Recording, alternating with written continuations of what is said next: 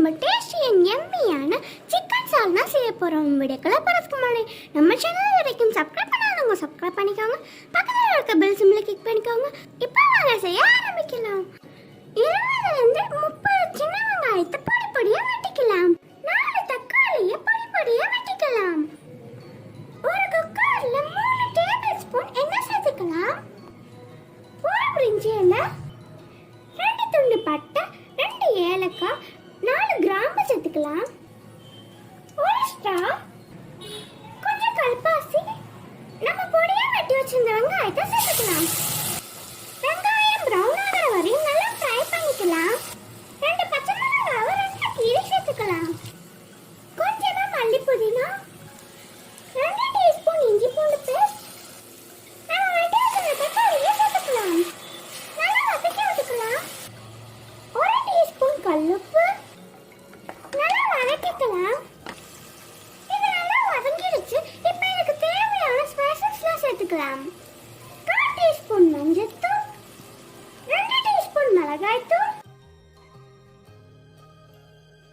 2 teaspoon தனியாத்தூள், 1/2 teaspoon ஜீரகத்தூள், 1/2 teaspoon garam masala சேர்த்து நல்லா வதக்கி விட்டுக்கலாம். 1/2 கிலோ சிக்கனை வாஷ் பண்ணி எடுத்து வச்சிருக்கேன், அதை சேர்த்துடலாம்.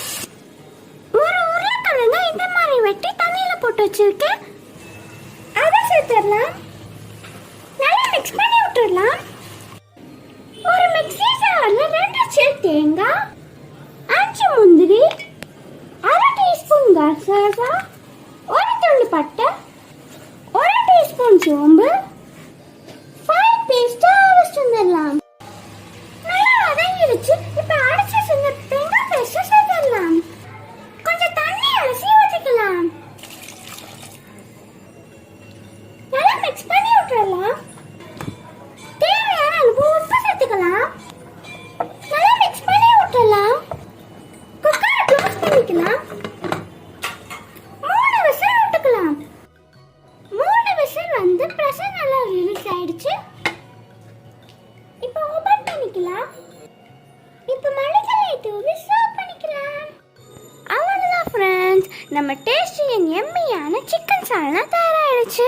இந்த வீடியோ உங்களுக்கு பிடிச்சிருந்துச்சுன்னா மறக்காம நம்ம சேனலை சப்ஸ்கிரைப் பண்ணி பக்கத்தில் இருக்க பெல் சிம்பிளை கிளிக் பண்ணிக்கோங்க. அளவாக சாப்பிடுங்க, ஆரோக்கியமாக இருங்க. தேங்க்யூ.